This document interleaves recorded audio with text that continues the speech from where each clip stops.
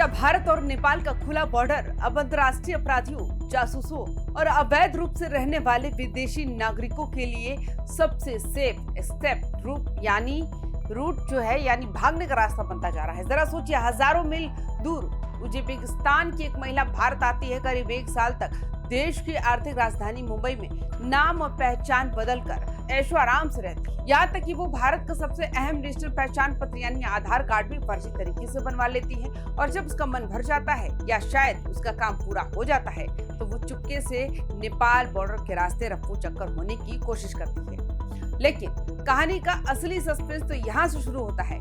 ये कोई पहला मामला नहीं है। कुछ समय पहले ही इसी बॉर्डर पर यूक्रेन की एक महिला को भी बिल्कुल इसी तरह भारतीय सलवार सूट पहनाकर हूबहू एक भारतीय महिला के गेटअप में सीमा पार कराने की कोशिश की जा रही थी। आखिर भारत नेपाल बॉर्डर पर इन विदेशी महिलाओं का ये अचानक बढ़ता जमावड़ा किस बेहद खतरनाक और खुफिया नेटवर्क की तरफ इशारा कर रहा है? मुंबई से लेकर बिहार के रक्सौल बॉर्डर तक फैले इस फर्जीवाड़े की तार क्या देश की राष्ट्रीय सुरक्षा को अंदर ही अंदर खोखला कर रहे हैं? और सबसे बड़ा सवाल, क्या इसके पीछे कोई बहुत बड़ा इंटरनेशनल ह्यूमन ट्रैफिकिंग का या फिर जासूसी का सिंडिकेट काम कर रहा है? आज इसी सरहद पार के सबसे बड़े सस्पेंस की एक परत को खोलेंगे। नमस्कार, आप देख रहे हैं वाइबिन बिहार झारखंड। मैं हूं आपके साथ मुदिता त्रिपाठी, लेकर आई हूं अंदर की बात। हमारे देश की सरहदें जितनी खुली है उतनी ही संवेदनशील भी है।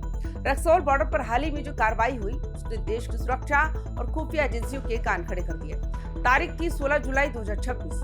देर शाम का वक्त था। भारत नेपाल सीमा पर स्थित रक्सौल मैत्री पुल के पास सशस्त्र सीमा बल यानी एसएसबी के जवान रोज की तरह एक रूटीन चेकिंग अभियान चला रहे थे। तभी जवानों की नजर एक विदेशी महिला पर पड़ी जिसकी गतिविधियां कुछ अजीब और संदिग्ध लग रही थी। जब जवानों ने उसे रोककर पूछताछ शुरू की तो जो सच सामने आया उसने सबको चौंका दिया। पकड़ी गई महिला की पहचान उज्बेकिस्तान की नागरिक बोजुरोवा शकरजोन की रूप में हुई। तलाशी के दौरान उसके पास से उज्बेकिस्तान का असली और वैध पासपोर्ट तो मिला जिसकी मियाद अक्टूबर 2029 तक है। लेकिन चौंकाने वाली बात यह थी कि भारत में रहने के लिए उसके पास कोई भी वैलिड वीजा नहीं था। वो बिना किसी कानूनी दस्तावेज के भारत की धरती पर घूम रही थी। और जब सुरक्षा बलों ने उसके सामान की और गहराई से जांच की तो उसके कब्जे से एक फर्जी भारतीय पहचान पत्र यानी आधार कार्ड भी बरामद हुआ। एसएसबी ने बिना एक पल गंवाए कानूनी कार्रवाई के लिए इस महिला को तुरंत हरैया थाना पुलिस के हवाले कर दिया। हरैया थाना प्रभारी कृष्ण कुमार पासवान के नेतृत्व में पुलिस ने पासपोर्ट अधिनियम और वीजा नियमों के उल्लंघन के तहत केस दर्ज कर आगे की तफ्तीश शुरू कर दी। शुरुआती जांच में जो कड़ियां जुड़ रही हैं उनके मुताबिक ये महिला पिछले करीब 1 साल से मुंबई में रह रही थी। वहाँ इसका एक कथित भारतीय मित्र भी था जिसके साथ मिलकर इसने अपनी पूरी पहचान बदल ली। जरा गहराई से सोचिए, एक विदेशी नागरिक मुंबई जैसे महानगर में आती है, अपना नाम और हुलिया बदलती है और बिना किसी लीगल डॉक्यूमेंट्स के न सिर्फ रहने का ठिकाना ढूंढ लेती है बल्कि देश का सबसे भरोसेमंद पहचान पत्र भी तैयार करवा लेती है। जांच एजेंसियां इस समय सबसे ज्यादा इसी बात को लेकर परेशान है कि आखिर वो कौन सा अंडरग्राउंड नेटवर्क है जिसने इस विदेशी महिला की मदद की। भारत में अवैध रूप से रहने के लिए उसे लॉजिस्टिक्स और पैसा किसने मुहैया कराया? और सबसे बड़ा पेश ये कि मुंबई से बिहार के रक्सौल बॉर्डर तक पहुंचने में उसे किन लोगों ने सिर्फ पैसेज दिया? पुलिस और केंद्रीय सुरक्षा एजेंसियां अब संयुक्त रूप से इस पूरे रैकेट की कुंडली खंगाल रही क्योंकि अंदेशा है कि ये कोई अकेला मामला नहीं है बल्कि इसके पीछे फर्जी दस्तावेज बनाने वाला एक बहुत बड़ा और संगठित गैंग सक्रिय है।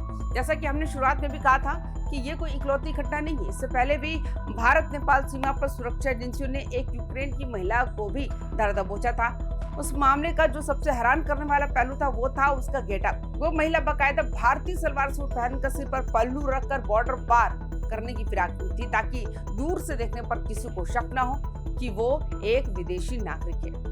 इस पुराने पैटर्न और इस नए उज्बेकिस्तानी मामले को अगर एक साथ जोड़कर देखा जाए तो एक बात बिल्कुल शीशे की तरह साफ हो जाती है कि विदेशी नागरिकों खास तौर पर महिलाओं को भारतीय रंग रूप और पहनावे में ढालकर बॉर्डर पार कराने का एक तयशुदा मोडस ऑपरेंडी यानी काम करने का तरीका बन चुका है। सुरक्षा एजेंसियां इस पूरे मामले को राष्ट्रीय सुरक्षा के दृष्टिकोण से बेहद संवेदनशील मान रही है। भारत का खुला बॉर्डर जहां दोनों देशों के नागरिकों की सुविधा के लिए है वही अब इंटरनेशनल क्रिमिनल्स के लिए ये एक आसान सा रास्ता बनता जा रहा है। सवाल ये उठता है, क्या इन महिलाओं का इस्तेमाल किसी बड़ी खुफिया जानकारी को सरहद पार भेजने के लिए किया जा रहा था या फिर नेपाल में बैठे किसी बड़े सिंडिकेट के इशारे पर इन विदेशी चेहरों को भारत में प्लांट किया जाता है और काम होने के बाद वापस बुला लिया जाता है।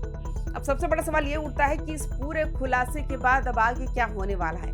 क्या हमारी एजेंसियां सिर्फ इन मोहरों को पकड़कर केस बंद कर देंगी या फिर उस असली मास्टरमाइंड तक भी पहुंचेंगी जो मुंबई और दिल्ली जैसे शहरों में बैठकर विदेशी नागरिकों के लिए फर्जी पहचान पत्र तैयार कर रहा है।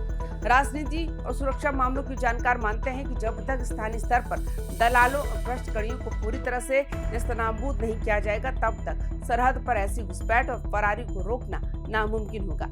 उज्बेकिस्तान की इस महिला की गिरफ्तारी ने एक बार फिर हमारी सुरक्षा व्यवस्था को एक बड़ा अलार्म दिया है। देखना दिलचस्प होगा कि केंद्रीय एजेंसियां इस बार इस इंटरनेशनल नेटवर्क की जड़ों तक पहुंचने में कितनी कामयाब होती है। अब भारत नेपाल बॉर्डर पर बढ़ते इस विदेशी नागरिकों के जमावड़े और फर्जी पहचान पत्रों के इस पूरे खेल पर क्या सोचते हैं? क्या आपको भी लगता है कि हमारी सुरक्षा एजेंसियों को बॉर्डर पर चेकिंग के नियमों को और ज्यादा सख्त करने की जरूरत है? आपकी राय क्या है? आप अपनी राय कमेंट बॉक्स में जरूर साझा करें और तमाम खबरों के लिए देखते रहिए YBN बिहार झारखंड। नमस्कार।